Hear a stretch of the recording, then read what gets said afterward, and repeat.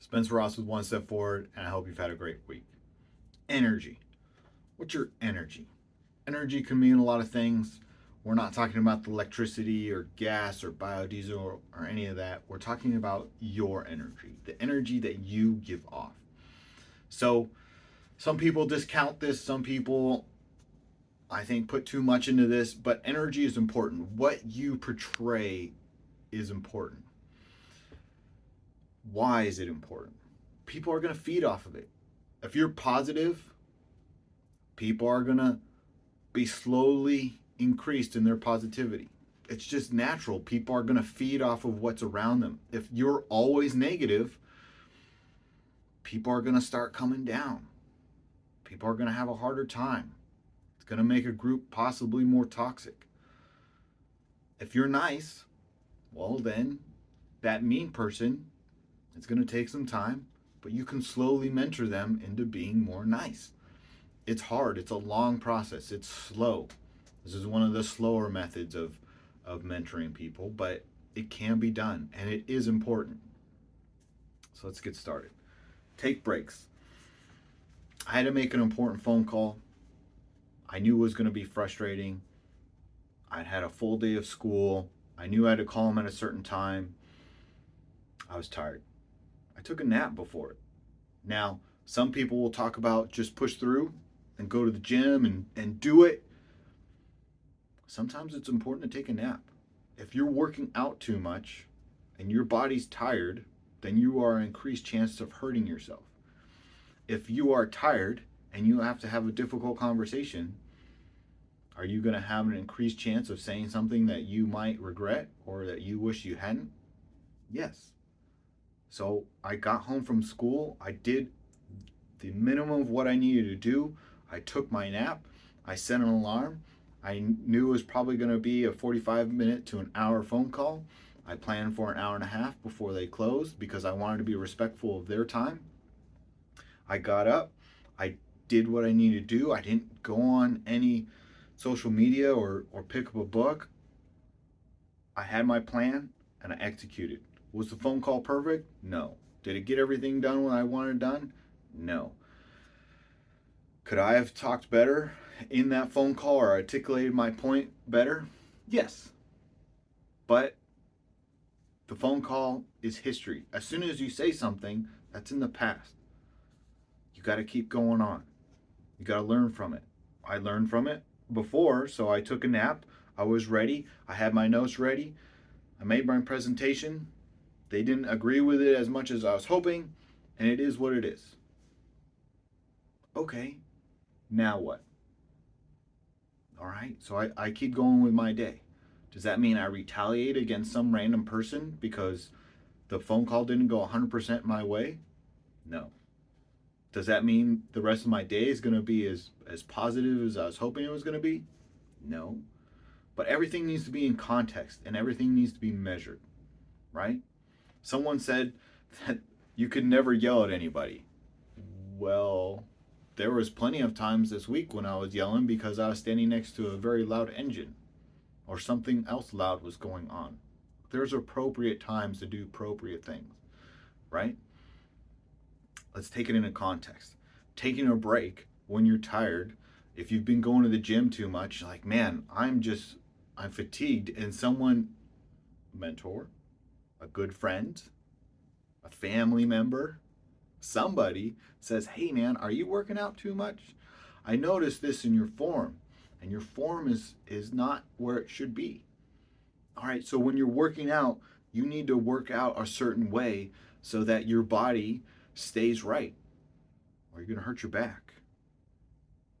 How does that apply to relationships? How does that apply to your job? How does it apply to your family? If you're too tired because you've been burning it at both ends, you've been crushing it, awesome, good. Do you need to take a nap before you go to that family reunion? Do you need to take a nap before you go to Christmas? Yeah, some people are going to poke you a little bit and say you're weak. All right. But you know someone's going to be there that's going to bother you. So you appropriately took that nap so that you could be prepared for when that person starts making those dumb comments. And yes, we have standards, right? Read 2 articles this week on the news. I don't remember exactly what it was, and it was we shouldn't be pushing what we believe on other people, and kind of an everything goes. Well, that's not true. There are mean people in the world who create toxic environments. People ask stupid questions. I've asked stupid questions, and thinking about it later, like, oh yeah, you're right, that was stupid. I should have thought about it because I knew the answer before I asked the question.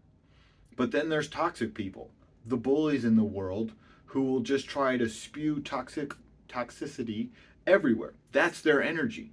Their energy is just toxic. How do we change that? Maybe we fight that with a little bit of fire. Maybe we fight that with, here's a cup of coffee. Maybe we fight that with some water. Sometimes we got to get the fire hose out. And sometimes it's a nice, gentle rain. There's lots of ways to do stuff. How are you going to respond? If you're tired, are you going to have an increased chance of saying the wrong thing? Possibly. If you're tired, are you going to have an increased chance of hurting yourself at the gym? Absolutely. So how can you apply that throughout your walk without having your mentor walking around with you to your own life? Okay, so you take a nap. You set an alarm, you plan, and you get it done. Be positive because people will feed off of your energy.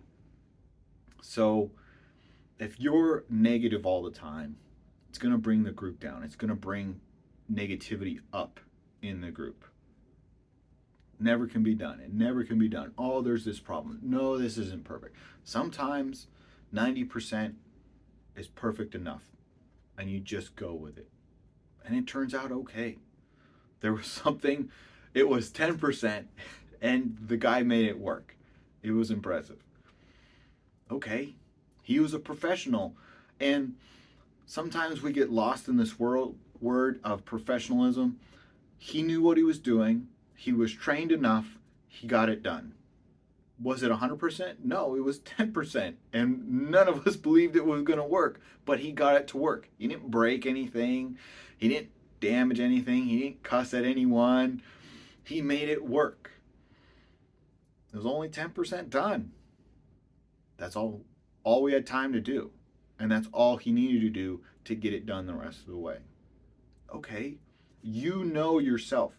And if you need some mentorship or if you need some growth, because growth takes time, that's okay. You don't have to be, I compare myself sometimes to a guy who builds $1 million homes and owns a multi-million-dollar company. Cool. That's a good comparison. That's a good standard of, hey, I want to be a construction worker, a maintenance worker at that level. Awesome. Football's going around right now. The World Cup just ended. The Olympics. Are you comparing yourself to an appropriate standard? Like, hey, that person's over there doing that. How can I apply that to my training so that I can be better? Not that, hey, that guy is doing that and he sucks. And no. How are we going to raise our positivity so that the people we're training with also get lifted up? Whether I'm a team of myself and I'm just a figure skater out on the ice by myself, well, am I always telling my coach it can't be done, it can't be done, it can't be done? And they're positively telling me, you can do it, you can do it, you can do it. Low energy or high energy? Are you eating appropriately? You need fuel for that tank. If you're just putting crud in your body, well, that's going to affect your output. If you're not eating appropriately, that's going to affect what you can do. You need to eat right. And it's hard to do that. Time schedules are affected. Family dynamics are affected. Power goes out. Okay, do the best you can. Keep going. Don't give up. But people will feed off of your energy, whether it's low or high, negative or positive. Seasons. What kind of season are you in? At the school, maintenance, the summer. Kids are out of school. Teachers are gone for the most part. There are a few teachers still on campus, and there are a few kids still on campus, and then there's camps going on. But okay, if there's a camp in that spot, how can I effectively work over there? Well, okay, Softball's coming up. All right, so I need to get the field done before softball starts. And then when football's going on and softball's going on, then I go work in another area. Am I planning my day? Am I planning my months? Am I planning my year? Some people ask the question, where do you see yourself in 10 years? I don't know, alive. All right. Sometimes you can go deep. Sometimes you can go too deep. Sometimes you can go too shallow. For maintenance, it's easy. I have a school calendar. So in July, we're already asking for the school calendar because they've basically made it for the school year, right? We know when finals are going to be. We know when winter break's going to be. We know when the Christmas program's going to be, or the winter program, or the fall program, or the spring program. When spring program happens, the 2 weeks before spring program are heavy weeks. The week after that's a heavy week, but the week after that is light, right? Because we're not doing all our normal duties plus that. Well, after spring, we've got finals and we've got graduations. We're going to have over 1,000 chairs show up. If I put stuff in that area where the chairs need to be, well, where are the 1,000 chairs going to go? Just like with my life, if I'm not planning appropriately, eating right, getting the right sleep, setting up time for mentorship, setting up time to call my family, it's not going to get done. I have to plan for that. I have to plan sometimes to be positive with the jerk who's going to come to the family reunion or the jerk at work. Am I being that jerk at work? Is my positivity the right amount of positivity, or am I being annoying? Am I reading the room? Like, hey, I'm a comedian and people aren't laughing at the jokes. Maybe I change my tact. Maybe I change my line of jokes to match the room. That's what energy is. There's a lot of things that go into leadership, a lot of different facets of it. It's really cool. Okay? Obama, they called him very energetic, very charismatic. He used that to get elected. That was great. That's a good example. How can that apply to your life? Obviously, I'm an American, so I'm going to use a lot of American symbolism or stories about politicians, but it applies all over the world. Okay? There was a video of a dictator, and everyone was super excited when he showed up. Yeah. And they got more food that way. That's an unfortunate way to do it. That's a bully doing it. Are we that bully at work? Or are we that positive Barack Obama who's lifting people up and then uses that to get what he wants done? There's a way to be toxic about it and use people, and there's a way to be positive about it and use people. And who do you want to be? If you're a Republican or a Democrat, independent, if you live in another country, are we studying what's around us? There's lots of energy out there. Positive, negative, low, high, medium. How are you applying that to your life? Spencer Ross is One Step Forward, and I hope you have a great week.